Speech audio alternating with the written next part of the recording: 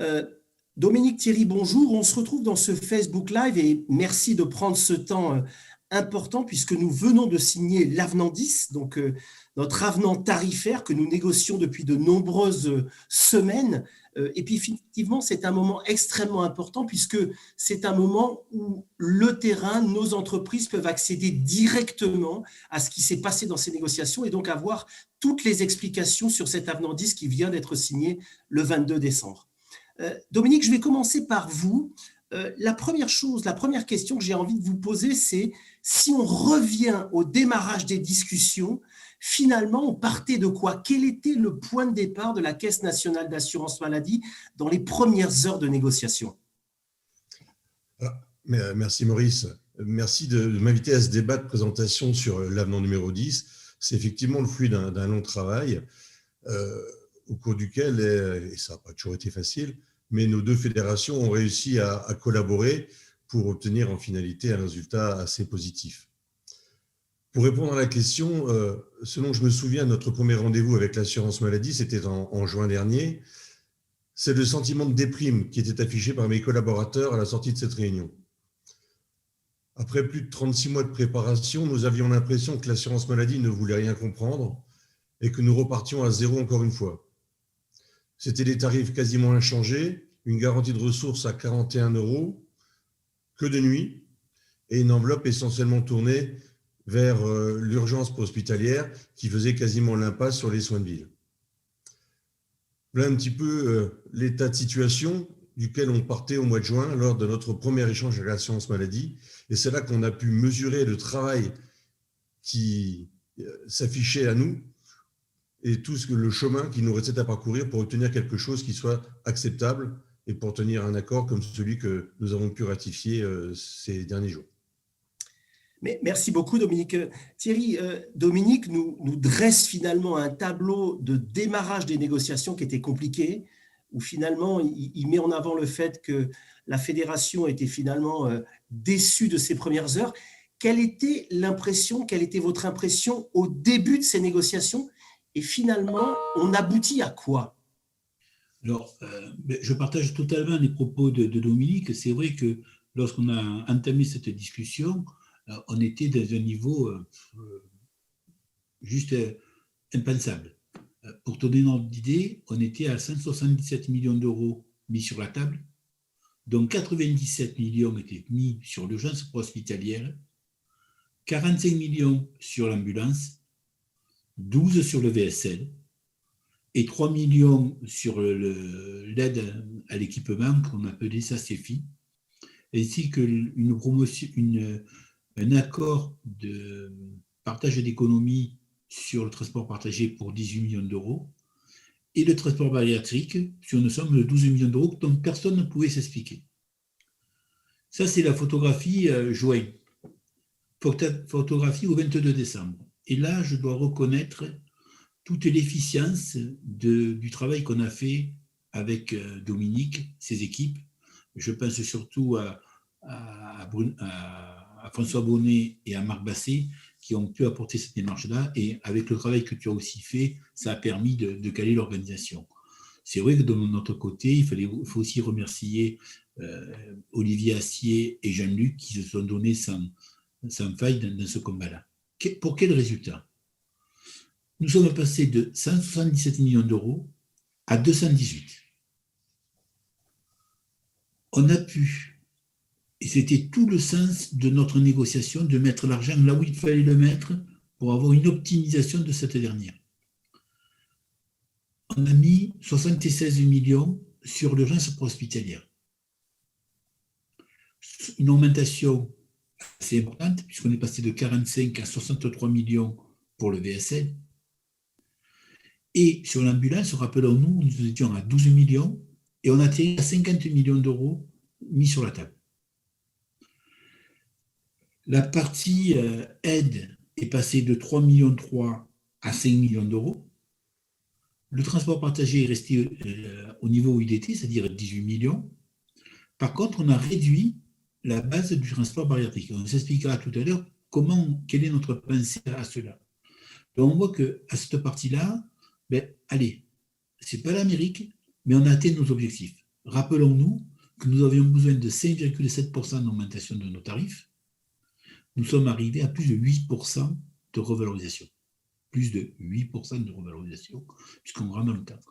Et ces 8% de revalorisation ne tiennent pas compte du coup de pouce, pas du coup du pouce, le coût que nous sommes allés chercher avec Dominique auprès de la DSS, du ministère de la Santé, sur l'exonération du ticket modérateur de la garde, puisque rappelons-nous, nous avons une difficulté énorme à récupérer ce ticket modérateur, et aujourd'hui, il rentre, nos prestations seront prises en charge à 100%, de manière différente pendant un peu transitoire et la période finale. Mais ce chiffre-là, au chiffre de 208 millions d'euros que nous avons obtenu, on peut rajouter 60 millions de l'effet ticket modérateur. Voilà comment on clôture l'accord le 22 décembre. Thierry, merci de ce rappel de finalement où on a atterri aujourd'hui. Dominique, je me tourne vers toi. Finalement, vos deux fédérations ont fait un travail où non seulement la barre, l'enveloppe obtenue est beaucoup plus importante et vous avez su aussi aller sur l'ensemble des vecteurs. Si je te posais une question simple, Dominique, qu'est-ce qui était en jeu pour la profession, pour l'ensemble de nos entreprises dans cette négociation ? Alors, naturellement, il y a l'enjeu des chiffres, l'enjeu des tarifs et des enveloppes. Thierry vous a expliqué assez précisément l'évolution sur les différents postes. Mais avant tout, je crois que ce qu'il était important, c'était de sortir de l'impasse dans laquelle nous nous trouvions depuis près de 15 ans, avec des tarifs qui étaient figés ou quasiment figés, et une garde départementale qui nous coûtait de plus en plus d'argent et qui était décriée par tous. Donc il fallait à la fois, dans un premier temps, trouver les ressources nécessaires pour que les entreprises puissent vivre décemment de leur travail, et ensuite préparer les outils pour la réforme des transports urgents hospitaliers en essayant de coordonner aussi bien que possible la Caisse d'assurance maladie, la DGOS et la DSS. Plus largement que ça, je pense que le parcours qu'il nous fallait suivre, ou le chemin qu'on souhaitait tracer, était plus sur mettre en place une gouvernance du transport sanitaire, une gouvernance qui s'appuie sur un dialogue constructif qu'on peut établir sur un certain temps. Et je pense que là, c'est partie des challenges que nous avons su relever, c'est-à-dire que nous avons trouvé à la fois les interlocuteurs, nous avons su nouer ce dialogue, et là, et ça se voit à travers cet avenant 10 d'ailleurs, qui l'évoque à quasiment chaque article, les clauses de revoyure sont prévues, les clauses de revalorisation sont prévues. Alors naturellement, on n'est pas arrivé sur une indexation, c'est quelque chose au niveau de l'assurance maladie qui est pas tellement dans les mœurs, mais le concept est là, et c'est par ce truchement que je pense que nous avons réussi à mettre en place un système de suivi qui va permettre d'accompagner maintenant la profession dans le déploiement à la fois des réformes qui sont en cours, comme celle de l'urgence hospitalière, mais aussi au niveau des tarifs et des soins de ville. Donc voilà, je pense que c'était autant sur l'aspect économique, c'est clair, et les entreprises ont encore besoin d'air au niveau économique, puisqu'on était sous la ligne de flottaison depuis maintenant quelques mois, voire plus. Là, maintenant, il fallait absolument qu'on soit concret sur ce domaine-là, mais il fallait aussi que, en plus de ça, nous soyons suffisamment constructifs pour pouvoir préparer l'avenir et pas seulement se contenter d'une négociation en one-shot. Merci beaucoup, Dominique. Vous êtes tous les deux présidents de fédérations, j'ai envie de dire aguerris, expérimentés sur ce genre de négociations, notamment tarifaires. J'ai envie de vous poser une question simple. Dans une profession que l'on sait éclatée, avec des vraies différences, comment est-ce qu'on arrive à trouver le bon facteur clé de succès pour mener une négociation qui réponde à ces différentes disparités? Thierry, comment on fait pour réussir ce tour de force dans une profession où les entreprises ne se ressemblent pas toutes? Mais déjà, alors, c'est un travail qu'on a fait sur un travail macroéconomique. C'est-à-dire qu'on a une parfaite connaissance, que ce soit Dominique ou moi, la façon que fonctionne notre métier. Sur le côté macroéconomique, et on va parler de l'économie tout de suite, parce que notre objectif premier était que toutes les entreprises se retrouvent dans cet accord-là, et on peut dire qu'ils se retrouvent tous. Comment on y est arrivé? C'est assez simple, entre guillemets, pour les gens aguerris comme nous sommes. Pour les autres, c'est un peu plus compliqué, je peux le reconnaître, puisqu'il faut prendre de la hauteur et penser l'intégralité de la profession et non pas du nombrilisme d'un côté ou de l'autre. Donc pour cela, on s'appuie sur le travail qu'a fait Marc Basset avec son observatoire, avec les données Diane, qui sont toutes les remontées qui sont faites par les tribunaux de commerce. C'est des échanges constructifs qui ont eu lieu tout au long de la démarche qui nous ont permis de mettre un niveau d'eau. C'est comme cela d'ailleurs que nous sommes arrivés pour l'aide de survie qu'on a obtenue en juin 2019 à obtenir les 5%, après avec des spots selon les entreprises, mais pour y arriver. Ça, c'est le côté économique.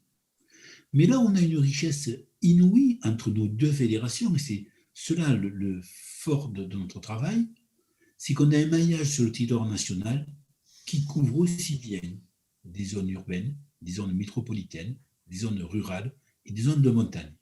Donc, avec toutes les remontées que nous avions, cela nous a permis d'être assez sereins pour présenter notre vision. De plus, une connaissance parfaite de l'urgence hospitalière, de ce qui se fait la journée, ce qui se fait la nuit, ce qui aura un impact fort sur la tarification qu'on a pu obtenir. Merci Thierry. Dominique, Thierry met en avant à la fois une vraie connaissance que vous avez de ces modèles économiques qui sont chez vous finalement aguerris depuis de nombreuses années. Bien évidemment que ça soit l'un ou l'autre, une vraie connaissance du métier, mais quels ont été aussi les autres facteurs clés de succès, Dominique, pour réussir cette négo qui aille à tout le monde? C'est quoi les autres facteurs clés de succès, Dominique? Ce qui était important, c'était de récupérer un maximum de données. Donc, dans un premier temps, on s'est mis donc, en charge de trouver ces données le maximum possible. Et nous nous sommes rendus compte assez rapidement que l'assurance maladie connaissait très mal notre métier. Elle le connaissait mal, elle avait très peu de données ou des données partielles. Et souvent, elle se faisait des idées sur des données partielles, donc qui n'étaient pas tout à fait conformes à ce qui était la réalité de terrain ou ce que nous, on pouvait constater au niveau des départements ou de nos régions. Ensuite, donc, nous avons dû faire remonter des informations des départements et des régions, alors, des éléments chiffrés, le plus objectif possible. Alors, comment on a procédé? Soit effectivement par des analyses de données, des analyses de bases de données ou des remontées de bases de données, soit par des questionnaires aussi qui ont été envoyés dans différents départements, différents secteurs pour avoir des renseignements complémentaires.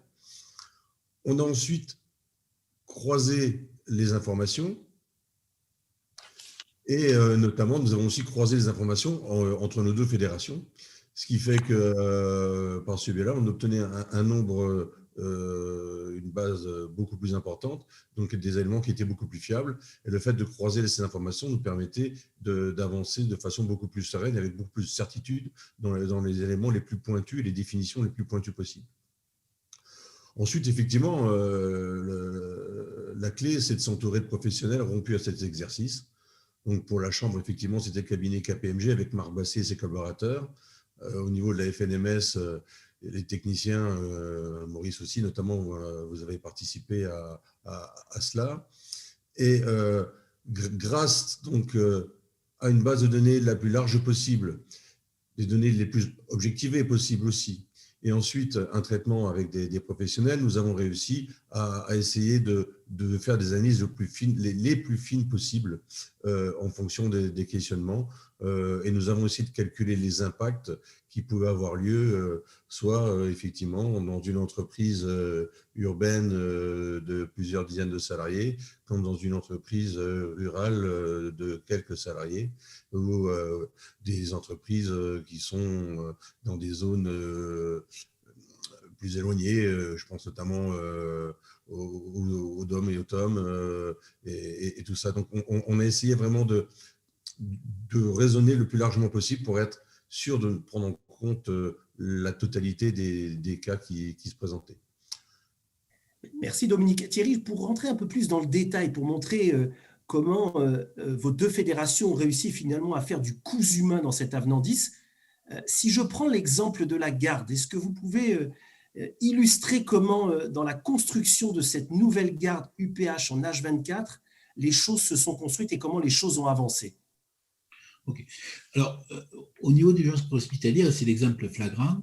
Il y a 4 niveaux d'intervention. La première a été de mettre en place un minimum garanti. Ce minimum garanti, pour les 2 années qui viennent, c'est-à-dire pour l'année 2021 et 2022, sera basé de 64 € de l'heure.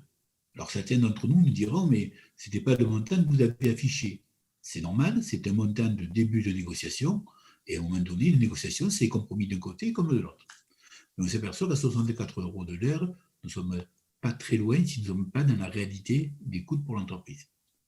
Le deuxième élément, c'est de prendre en considération toutes les interventions que nous faisons qui ne sont pas suivies de transport, ce qu'on appelle les sorties blanches. Là aussi, nous sommes arrivés à se mettre d'accord sur un tarif de 80 € de prise en charge de ces sorties blanches.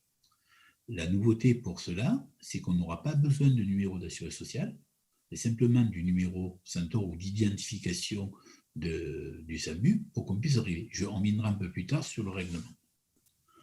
Troisième élément, et là c'est vraiment le travail qui est remonté de nos départements, c'est d'arriver à mettre un forfait de 150 € pour tous les transports de l'urgence hospitalière et uniquement sur les primo-transferts, c'est-à-dire du domicile vers l'hôpital, pour 150 € de jour, de nuit, comme férié. À cela, et c'est là aussi où ça remonte, c'est que dans beaucoup de zones de montagne, de ruralité, les distances sont plus éloignées que 20 km. C'est pour cela que pour toutes les missions au-delà de 20 km, nous facturerons 2,32 € 10 km supplémentaires. 2,32 € étant le prix du kilomètre actuel. S'il évolue, il évoluera aussi. Le quatrième point que nous avions aussi à aborder, c'était le dossier de la carence. Lorsque l'entreprise, c'était un peu le contrepartie des sorties blanches. Lorsque l'entreprise s'est engagée à mettre des moyens pour répondre aux demandes d'urgence hospitalière et qu'elle a une défaillance, et uniquement à ce moment-là, la carence devra être prise en charge par l'entreprise. Et on va voir comment ça peut fonctionner.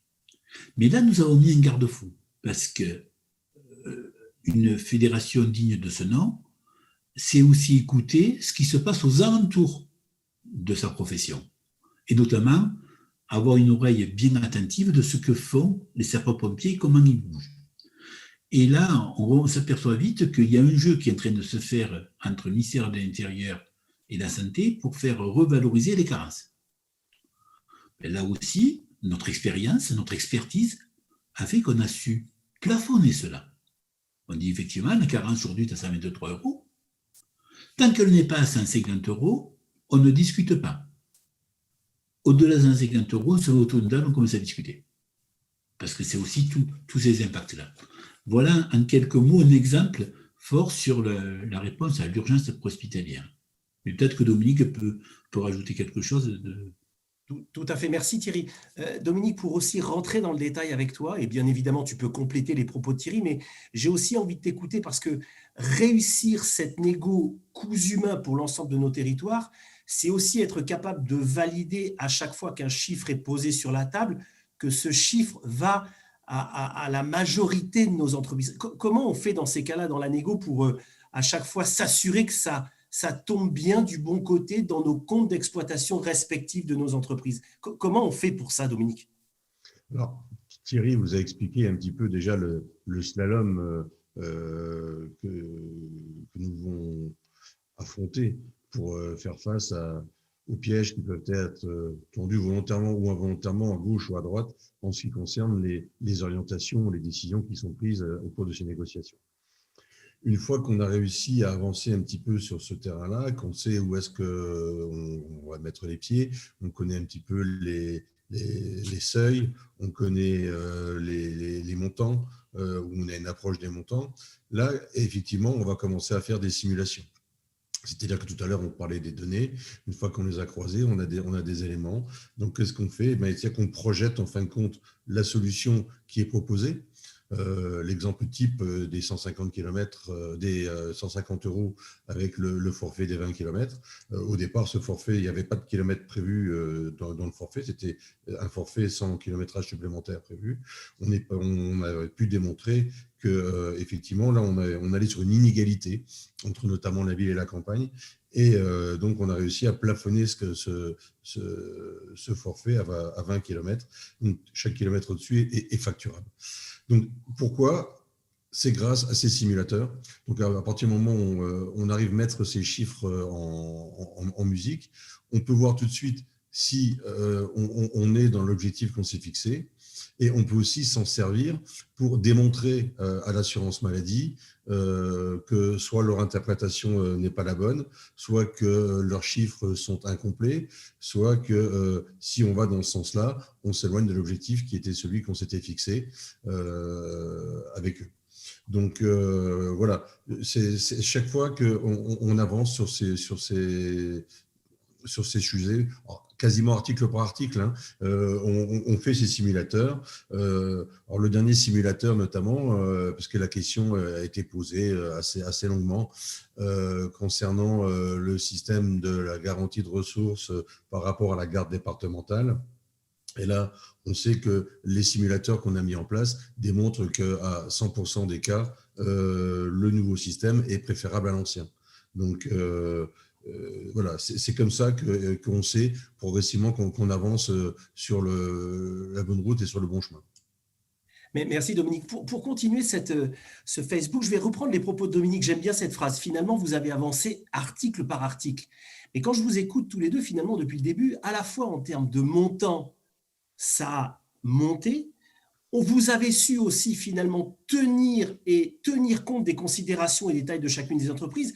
Mais Thierry, finalement, la Caisse nationale d'assurance maladie, elle a fortement changé de point de vue au début par rapport à la fin de la négo. Qu'est-ce qui s'est passé pour que la CNAM finalement change finalement sa vue, son fusil d'épaule? Parce que dans cette négo, il y a beaucoup de choses qui ont avancé. Comment vous avez fait pour faire changer la CNAM de point de vue à un tel niveau?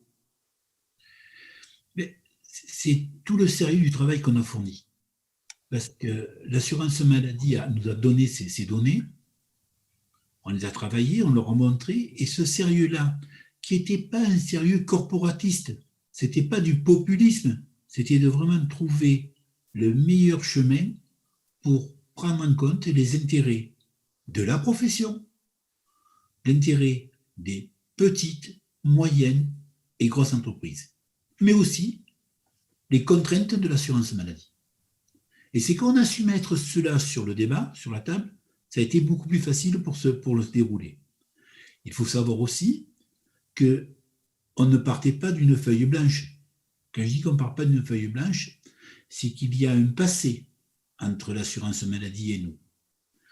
Et ce passé, on ne va pas remonter 15 ans en arrière, mais simplement, on va remonter à l'année dernière, lorsqu'on leur a démontré, c'est ça tout là, le départ de ce que nous avons construit.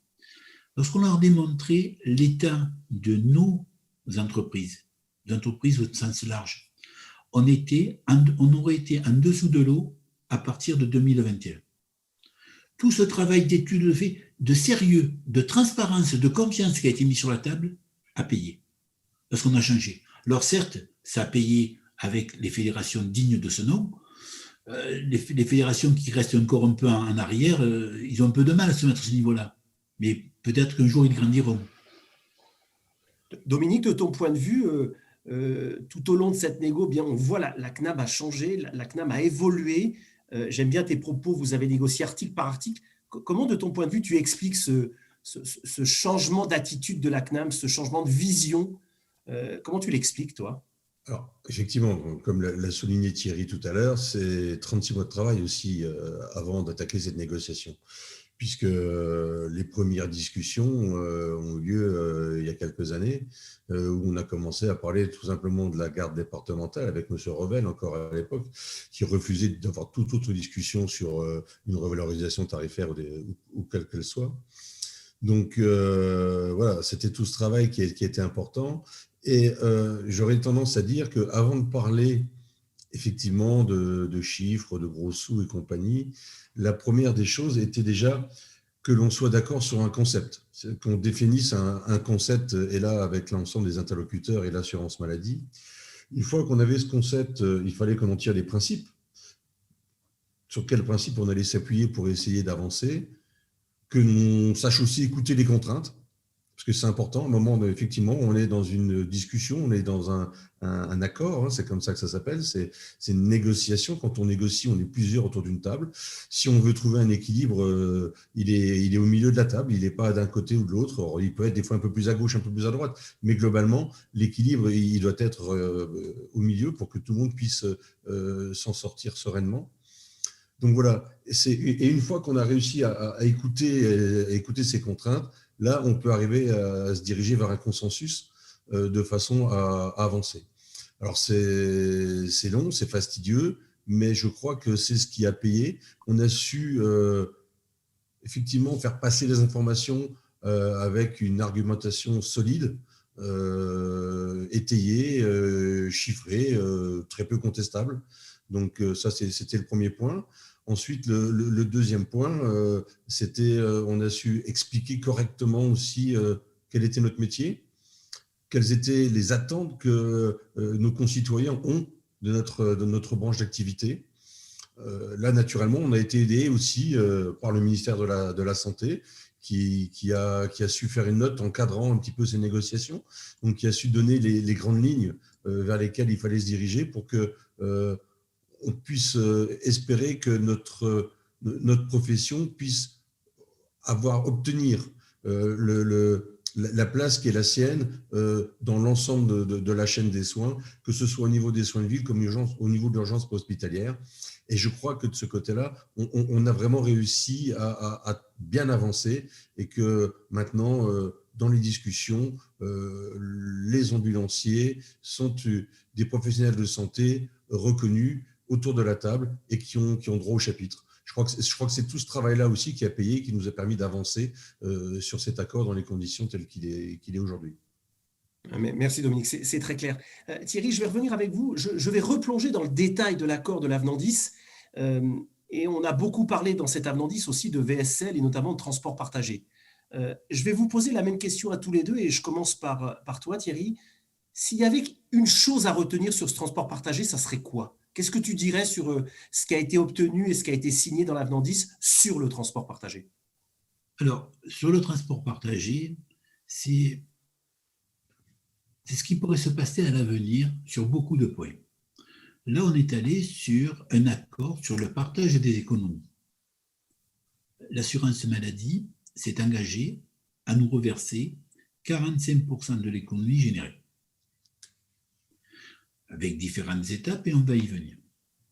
Il faut savoir que sur le transport partagé, aujourd'hui, avant l'opération Covid, avant l'époque Covid, le taux de transport partagé national était de 15%. Aujourd'hui, il n'est plus que de 9%.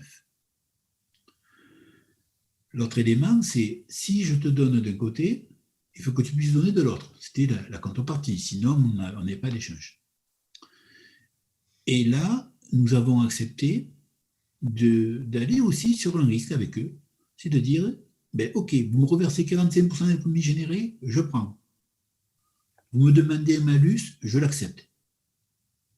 Par contre, on a apporté toutes nos protections sur ce malus-là. Rappelons-nous que le taux de transport partagé national, 15%.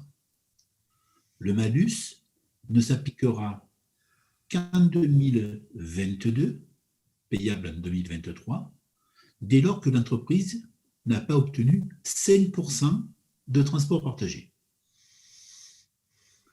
Là, je peux entendre déjà des gens qui vont dire « Ah, c'est pas possible, c'est pas normal ». Effectivement, on va nous dire que ce n'est pas nous qui déclenchons le transport partagé. Sauf que dans cette négociation, il a été mis en place le principe d'inverser le mode. Jusqu'à présent, le transport partagé était autorisé ou pas. Demain, ça devient la règle. Et c'est le transport non partagé qui sera autorisé. Donc on voit bien que le processus s'est enclenché et a été inversé. Donc aujourd'hui, on voit bien que ces 5% seront atteignables par chacun. Ça fait partie aussi de notre responsabilité de s'y engager. Par contre, ce que nous avons fait, c'est qu'on y va par tranche. On se souvient que le taux pour récupérer les 15%, pour récupérer les économies générées, était fixé à 15%.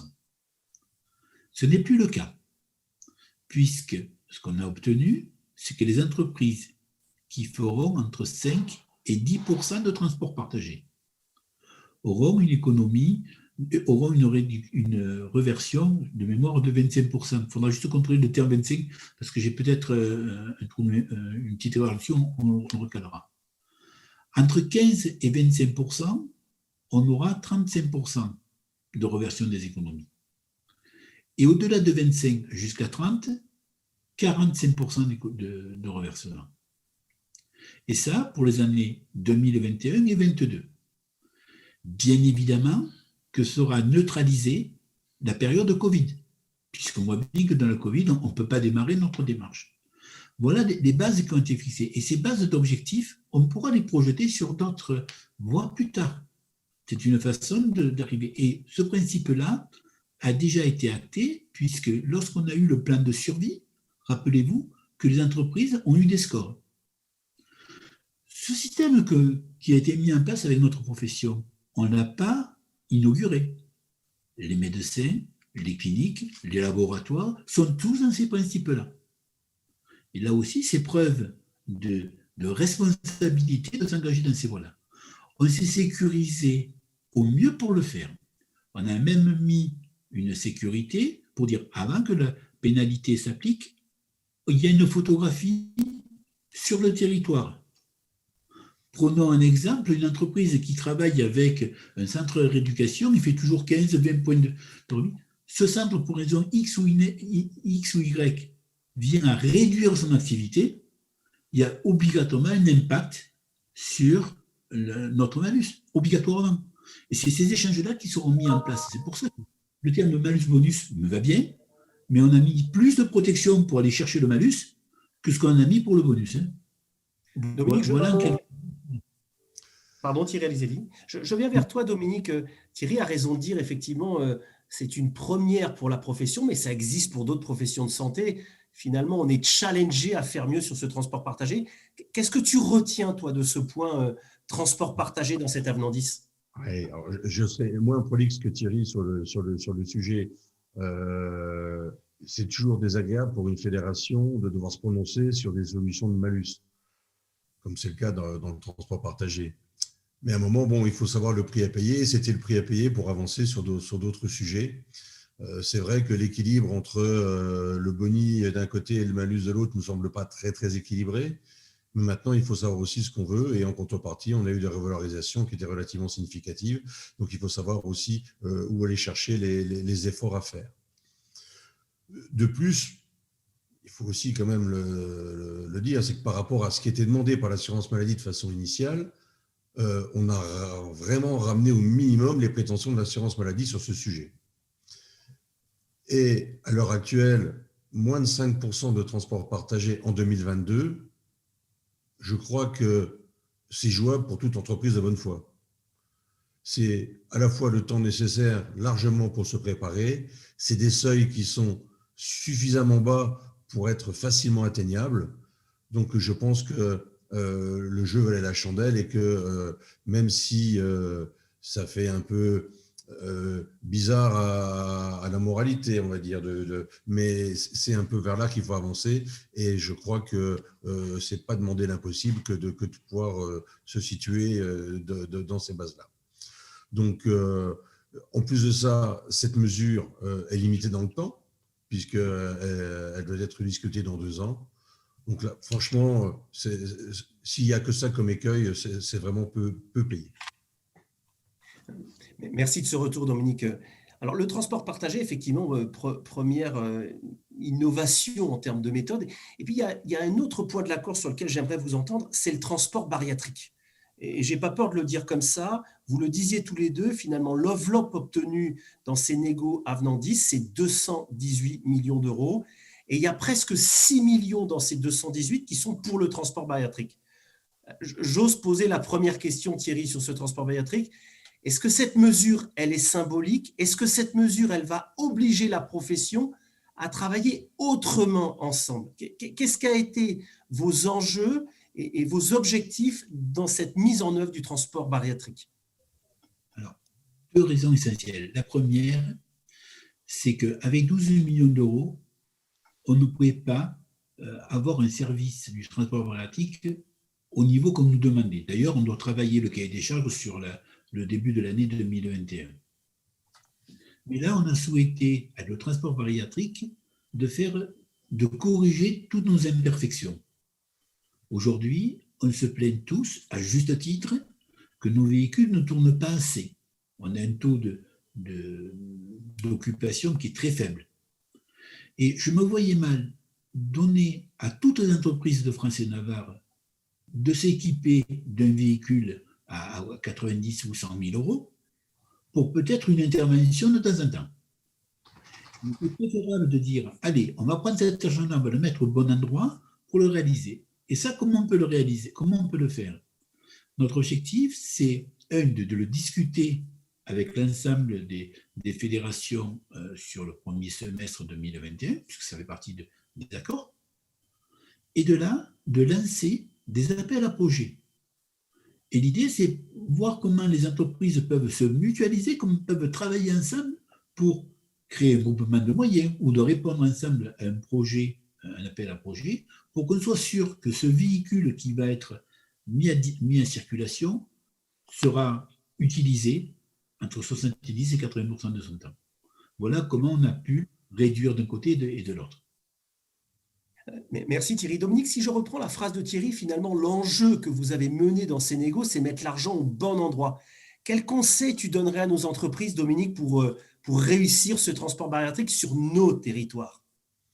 Alors, le transport bariatrique, c'est un sujet qu'on n'a pas voulu aborder en détail lors de ces négociations parce qu'on ne voulait pas se retrouver coincé avec un sujet aussi important et qui allait nous mettre en retard sur l'ensemble du processus de cet avenant numéro 10. Donc, c'est effectivement un sujet qui doit être débattu dans les mois à venir et en tout début de cette année qui s'annonce. Le transport bariatrique sera difficilement une réussite, car, à mon avis, il y a beaucoup trop de contraintes et de cas particuliers à prendre en compte. Donc, il va falloir qu'on soit le plus imaginatif possible pour pouvoir répondre à cette problématique du transport bariatrique. Alors, effectivement, il y a des solutions avec des appels à projets, mais ce n'est pas les seules solutions sur la table à l'heure actuelle. Et il va falloir que l'on trouve un bon équilibre entre à la fois des moyens techniques qui vont permettre à nos ambulanciers de pouvoir travailler dans les meilleures conditions possibles, de confort et de sécurité, parce qu'on sait que le poids des patients et le port de charge est une difficulté croissante dans notre profession, et trouver donc des possibilités, une fois qu'on sera en dépassement de ces moyens techniques, de renforts humains ou de matériel spécifique. Pour ça, il va falloir déterminer des seuils. Et forcément, quand on parle de seuil, il y a des ruptures au niveau de ces seuils, donc c'est toujours compliqué parce que si on dit 115 kg, celui qui fera 116 kg aura droit à un transport d'un type, celui qui fera 114 n'y aura pas droit. Donc c'est des choses un peu compliquées et c'est tout ça qu'il va falloir déterminer. Donc c'est un vrai travail qu'il va falloir mettre en œuvre. Premièrement, définir clairement le bariatrique avec les différentes possibilités ou les différentes catégories qui existent dans cette activité et ensuite de trouver les solutions les plus adaptées pour répondre à cela. Où je vais rejoindre Thierry, c'est qu'effectivement, il n'y a pas de l'activité pour un véhicule typique bariatrique dans chaque entreprise de France et de Navarre. Donc, par rapport à ça, il va falloir à un moment aussi qu'on gère intelligemment les moyens en fonction des demandes qui seront mises en place. Donc voilà un petit peu les chemins, les discussions qui nous restent à mener. Et là, il y a encore quand même un petit peu de travail. Merci Dominique. Alors, depuis ce Facebook, depuis le début de ce Facebook Live, pardon, on parle de tarifs, on parle de tout ce que vous avez construit dans ces semaines de négociation. Il y a un point de l'avenant sur lequel je voudrais entendre vos remarques, vos commentaires, et qu'on n'attendait pas forcément d'ailleurs dans cet avenant 10, mais qui, je sais, est pour vous extrêmement important, c'est tout l'enjeu autour de CEFI, et donc ces enjeux de facturation de nos courses, notamment dans l'enveloppe de ville. Qu'est-ce que l'on pourrait dire, Thierry, sur ce que Dominique et vous avez obtenu sur les enjeux de CEFI, parce que je sais que c'est un combat que l'un et l'autre menaient depuis de nombreuses années. Qu'est-ce qu'on a obtenu le 22 décembre à la signature? Alors, sur cette aide à l'équipement, ça vient dans le prolongement de ce qu'on a su créer. Grâce à l'implication de la profession, de l'intégralité de la profession dans la crise du Covid-19. Ça a mis les ambulanciers au niveau où on méritait d'être depuis un certain temps. Une confiance s'est instaurée, une relation s'est mise en place et on le voit bien. Sur le terrain, les choses ont changé. Dans les négociations, les choses ont changé. Et il fallait, nous aussi, qu'on change dans notre approche. Et effectivement, pour concrétiser cette confiance, cette transparence qui nous est donnée, on a souhaité que nos relations, notamment dans la partie de la facturation, ce qui est le cœur de notre métier, soient aussi transparents et que ce même outil de confiance puisse fonctionner. Voilà ce qu'on a essayé de faire dans la partie, ce qu'on appelle CEFI, pour arriver à l'enclencher. Ce fait-là, l'assurance maladie nous a entendus. Elle nous a entendus et elle a souhaité que l'ensemble de la profession rentre dans cette relation de confiance et de transparence qui est digne de notre profession. Il n'y a même pas un soupçon à ce niveau-là. Ils nous ont mis 5 millions d'euros sur la table pour cette partie-là. Et ces 5 millions se correspondent en 3 niveaux. Un montant de 72 euros pour les entreprises qui vont opter pour CEFI, 230 euros pour les outils, nos logiciels métiers qui intégreront le GPS dans leur facturation. Mais on a aussi souhaité encourager les 500 entreprises qui s'étaient engagées dans l'avenant numéro 7 il y a quelques années en arrière. Donc, on pourra avoir de façon pérenne 385 euros pour les entreprises qui matchent les 3 points, c'est-à-dire le CEFI, la partie GPS et la partie avenant numéro 7. Pour les entreprises qui ne matcheront que sur les 2, ils auront donc 280 euros de mémoire sur cette aide-là. Mais le moment essentiel, c'est accompagnement, certes, qui n'est pas anodin, puisque n'oublions pas qu'il est pérenne, il est par véhicule et par an, donc ça peut amener des sommes importantes. C'est quand même une somme de 5 millions d'euros, parce que ça, on a su le calibrer pour arriver à avoir cela. Mais c'est surtout la démonstration que la profession a encore pris un pas supplémentaire et s'est encore agrandi dans la relation partenariale, dans la relation de confiance et de transparence. Dominique, tu partages la même analyse que Thierry, finalement, qui dit cette aide à l'équipement, qu'on appelle aide CEFI, mais qui effectivement est un peu plus large que ça, cette aide à l'équipement, c'est finalement la suite logique de cette confiance que vous avez bâtie depuis de nombreuses années et au cours de cette négo. C'est aussi ton interprétation de cette aide d'équipement qui pèse quand même 5 millions d'euros par an? C'est clair que les ambulanciers, globalement, sont une profession qui est relativement avancée dans tout ce qui est la numérisation, puisque on travaille déjà avec des transferts de données informatiques et des choses comme ça depuis de nombreuses années avec la télétransmission. En réalité, on est tout à fait dans la continuité de l'avenant numéro 7, où en fin de compte, on va maintenant compléter ce qui était fait à l'époque avec les nouveaux outils qui sont maintenant à notre disposition. On connaît la politique de l'assurance maladie, qui est de dire, ou de rechercher l'optimisation sur tous ces traitements.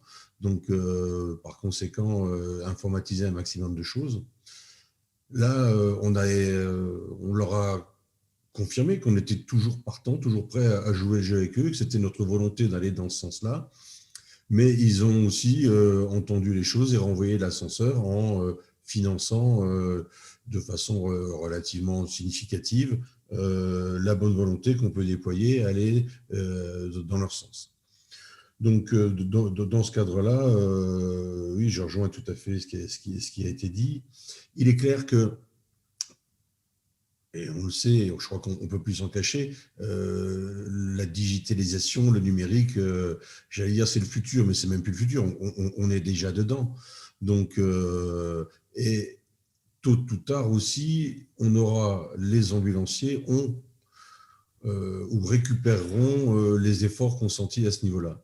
Puisque avec CEFI, ça va être également SCORE, ça va être la prescription dématérialisée, ça va être la future carte vitale digitalisée, ça va être tous ces éléments-là. Donc, ce n'est que le début d'un long processus qui va nous emmener vers effectivement une chaîne tout à fait numérisée de nos relations avec l'assurance maladie, avec les patients. Et je pense que tout le monde y gagnera en optimisation, en efficacité et en justesse du traitement de l'information. Donc, c'est un chemin qu'il fallait prendre. On est tout à fait dans l'ère du temps. Et c'est normal qu'en contrepartie, on touche aussi une aide de financement par rapport à cela. Ce qui a été, je crois, une discussion importante et où on a fait très attention, c'était de pérenniser cette aide. Et c'est bien le cas, puisque c'est pas une aide qu'on va toucher seulement à l'équipement, c'est une aide qui est pérennisée dans le temps. Donc ça, c'était l'élément le plus important à mettre en œuvre, excepté naturellement la discussion des montants qui ont été évoqués.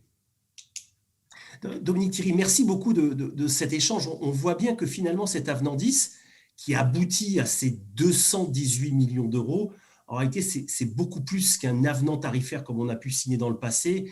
On voit bien qu'il y a des points nouveaux, on voit bien qu'il y a une vraie relation de confiance qui s'est installée, qui s'est finalement solidifiée encore un peu plus. Thierry, on est le 22 décembre, avec Dominique, vous signez l'avenant. Et j'ai tout de suite envie de vous dire, c'est quoi la prochaine étape? C'est quoi les prochains rendez-vous une fois la signature faite? C'est quoi la suite là? Alors, avant de parler de la suite, Maurice, parce qu'on arrive peut-être sur la fin de notre live, vu les questions que tu me poses, je veux quand même revenir sur 2 points, parce qu'on ne les a pas évoqués. C'est la revalorisation du VSL et la revalorisation de l'ambulance. Sur la revalorisation du VSL, n'oublions pas qu'on en a pour 103 millions sur le plan national, qui dans nos entreprises vont faire une augmentation de 14,6%, je parle bien de 14,6%, du tarif kilométrique. On passe de 0,89 à 1,02. Mais aussi, on a voulu revaloriser les courtes distances. Et les courtes distances de 0 à 10 km prennent 5% d'augmentation.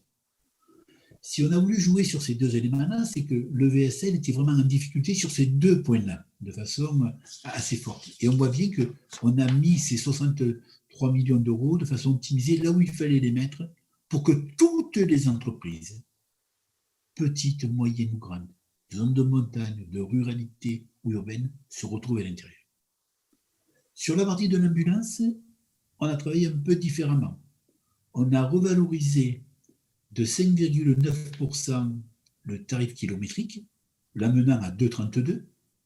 Mais par contre, là, on a fait un effort significatif sur les courtes distances, puisqu'on a valorisé de 13% ces dernières. Pourquoi? Parce que c'est dans ces courtes distances où on avait le plus de pertes au feu. Vu le temps qu'on passe dans les hôpitaux, vu tout ce temps perdu pour les formalités administratives, pour le patient, on n'arrivait pas à se le refaire sur une courte distance. Sur une longue distance, on arrive à se rattraper. Et c'est pour cette raison-là qu'on a voulu faire cet effort significatif de plus de 12% sur la partie courte distance. La partie sur la partie ambulance et VSN, et n'oublions pas que sur l'ambulance, l'assurance maladie était à 12 millions d'euros. On est passé à 50.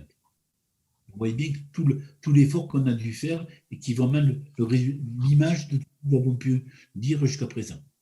Maintenant, pour revenir à ta question là-dessus, 2 rendez-vous. Un rendez-vous avec l'assurance maladie, parce qu'on s'est engagé aussi à toiletter notre convention, et ça sur les 6 mois qui arrivent. On s'est aussi engagé à ce que dans le 2e semestre 2022, on analyse tous les points de cette convention-là pour les renégocier. Et ça, ce sera le travail qu'on va faire en 2022. Alors certes, et Dominique a bien fait de le dire, parce que là, c'est vrai, on n'a pas eu gain de cause sur l'indexation, mais on y est arrivé d'une autre façon, en se sécurisant au mieux par toutes les clauses de revoyure qui viennent, mais aussi cette renégociation-là. Parce qu'on ne peut pas dire qu'on a de l'expertise si on ne se souvient pas de nos erreurs du passé. Et j'assume une erreur du passé, qui était l'erreur des 346 €. Parce qu'effectivement, en 2003, nous avons poussé cette voie-là. On avait oublié simplement de parler d'indexation au fur et à mesure. Comme l'assurance maladie n'a pas souhaité faire l'indexation, on a bloqué les tarifs sur 2 ans, ce qui nous permettra de se revoir et de reconstruire. Donc ça, c'est le travail fort avec l'assurance maladie. Mais il y avait aussi un autre élément qui fait partie de notre calendrier dans le cadre de l'urgence préhospitalière. C'est le sujet de la réorganisation avec la DGOS. Et effectivement, si nous n'avions pas l'expertise qu'a la Chambre syndicale et la FNMS, si on n'a pas le retour de nos connaissances, on n'aurait pas pu aller sur cet accord signé avec l'assurance maladie. C'est parce qu'on sait écouter, on sait voir comment les choses évoluent, notamment avec l'assurance, avec la DGOS. N'oublions pas que nous avions une réunion en juillet 2020 qui nous avait fixé les règles.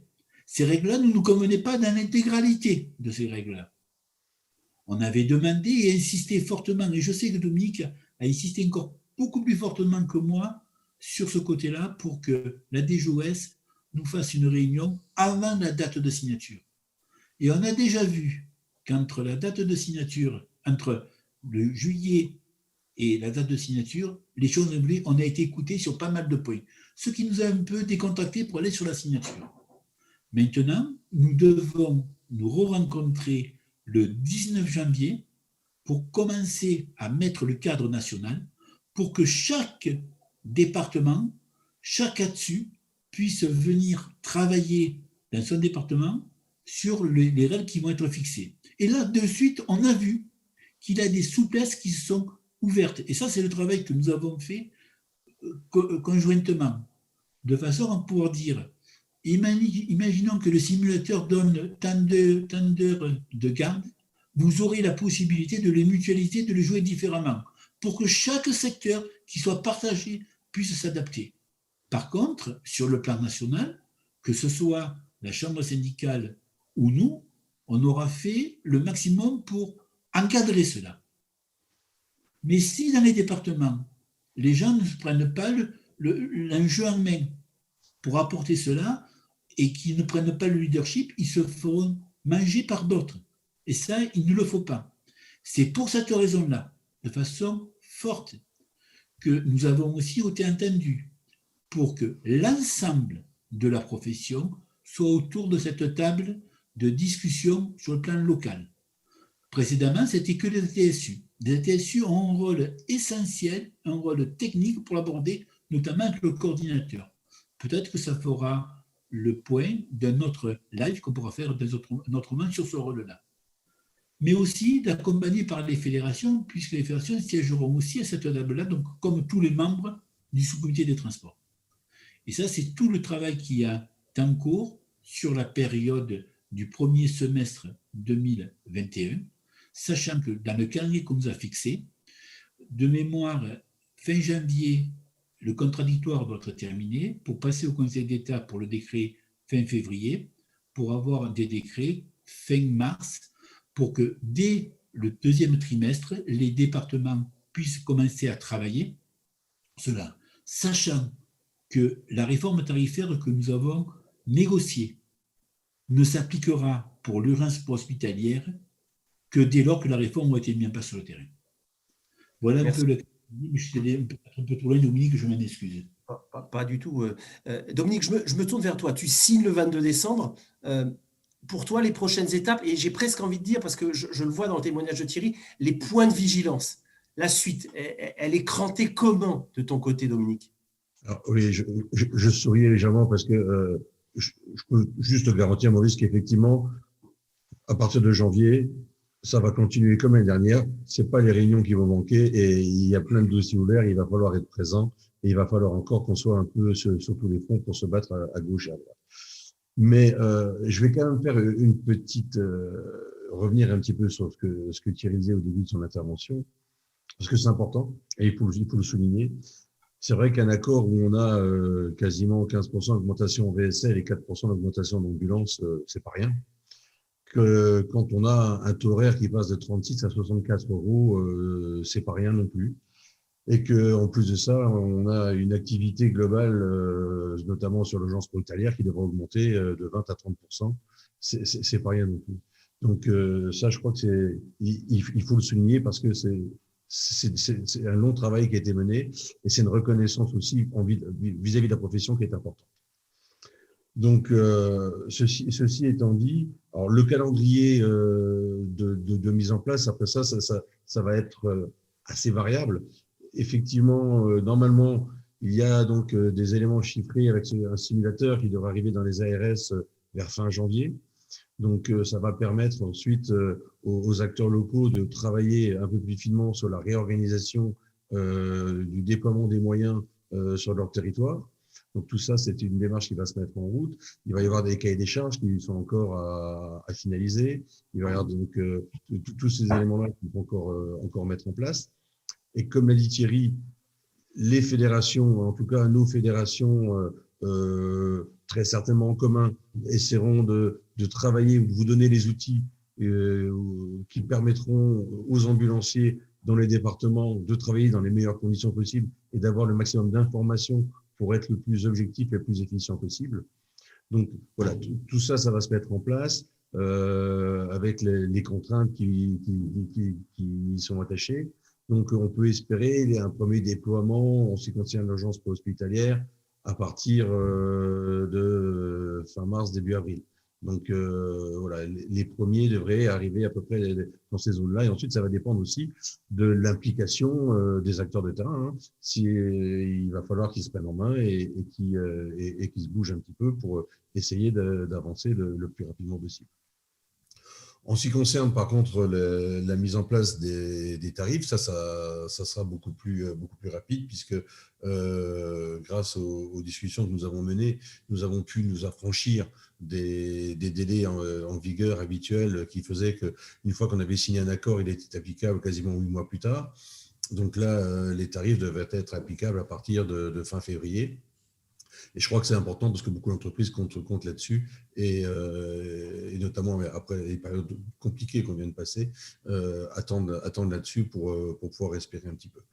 Donc voilà un petit peu donc, les grandes lignes sur le calendrier de mise en place. Après ça, sur les points de suivi, en ce qui concerne les soins de ville, naturellement, il va falloir suivre l'évolution des transports partagés et voir un petit peu où on est, ce que ça donne. Il va falloir suivre la tarification. Là aussi, comme on vous l'a dit, on a déjà inclus dans ces accords des clauses de revoyure et de négociation. Donc, les prochaines étapes là-dessus, ça sera juin 2022. En ce qui concerne l'urgence hospitalière, donc le gros travail à faire au niveau des régions, des départements, l'organisation des secteurs, les cahiers des charges, le déploiement des moyens, la gestion, l'optimisation des moyens à mettre en œuvre. Et en ce qui nous concerne de plus dans un premier temps, mais qui sont des engagements qui sont fermes, pris par les politiques et les administratifs à ce niveau-là, c'est donc effectivement la réforme plus précise, rentrer dans les détails de la réforme du transport bariatrique, comme on l'a évoqué précédemment. On a aussi donc toujours le souci de la prise en compte des non-assurés sociaux, mais surtout le ticket modérateur, où le ministère s'est engagé par courrier à prendre en compte la demande que nous avions faite de couvrir le ticket modérateur pour l'urgence hospitalière. Il s'est engagé à faire ça dans les plus brefs délais. Et les plus brefs délais à ce niveau-là, effectivement, ça va être la prochaine PLFSS. Donc, ça sera en octobre 2021. Mais dans l'engagement qu'il nous a fait, il s'est aussi engagé à essayer de mettre en place des mesures provisoires, transitoires, avant que le législatif soit en place. Donc ça, c'est aussi une très bonne nouvelle, parce que je crois que il n'y a rien de plus pénible pour les ambulanciers qui s'investissaient de toute bonne foi et avec conviction dans l'urgence hospitalière et qui ensuite étaient confrontés à des recouvrements de tickets modérateurs plus que très fastidieux. C'était très démobilisateur pour les professionnels, et je pense que ça va être une grande avancée aussi. Et ensuite, le dernier point que je voulais évoquer, c'est l'autorétage de la Convention.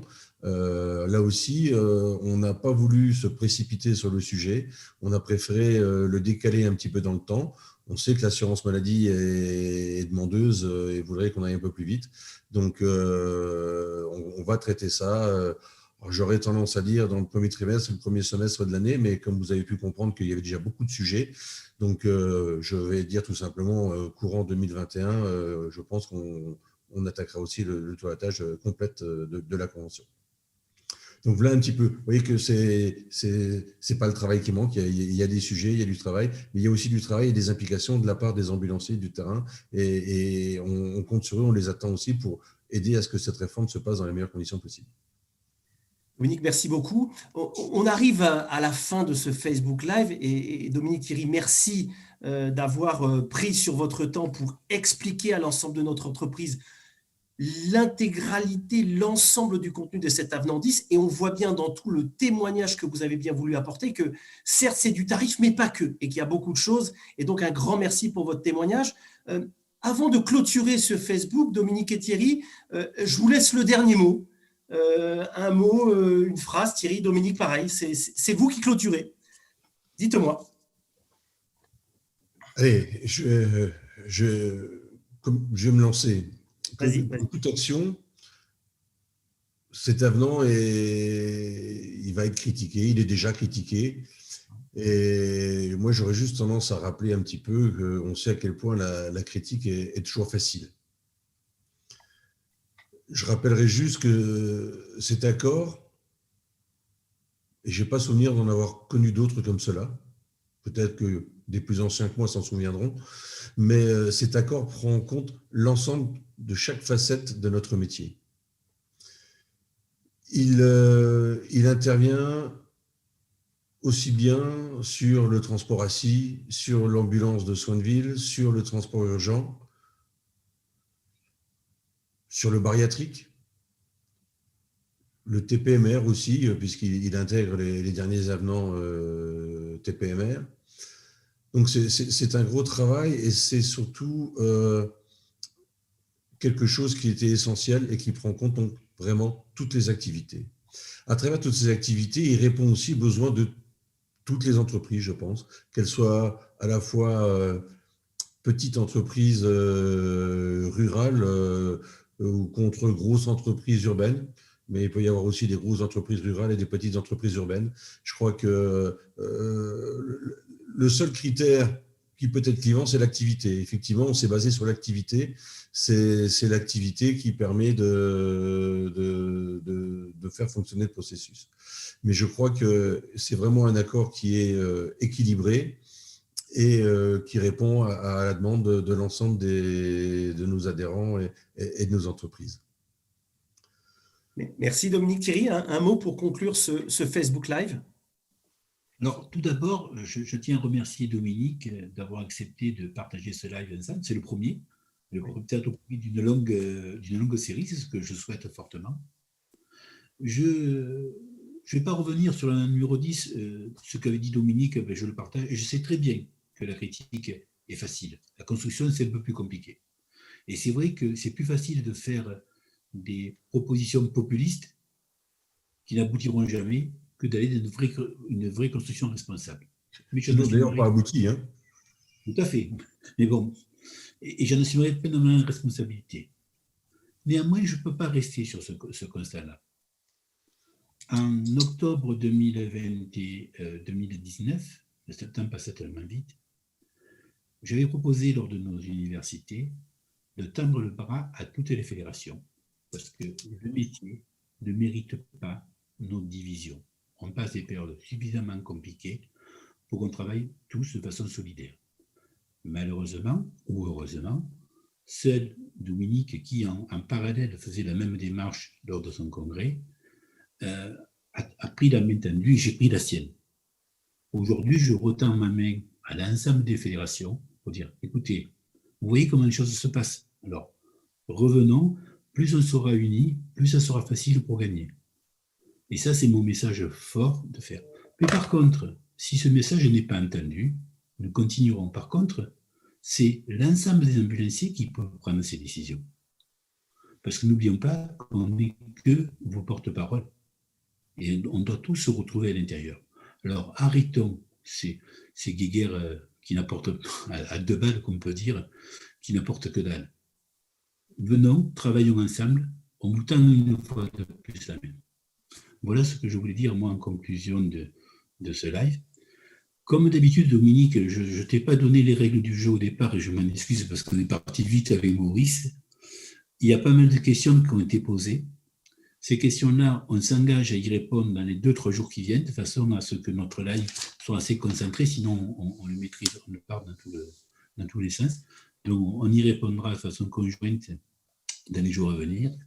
Et puisque c'est la période, je vous souhaite à tous un bon boudin, comme on dit dans notre belle Provence, et on vous souhaite tous nos meilleurs vœux pour cette nouvelle année 2021, pardon, je ne sais même plus.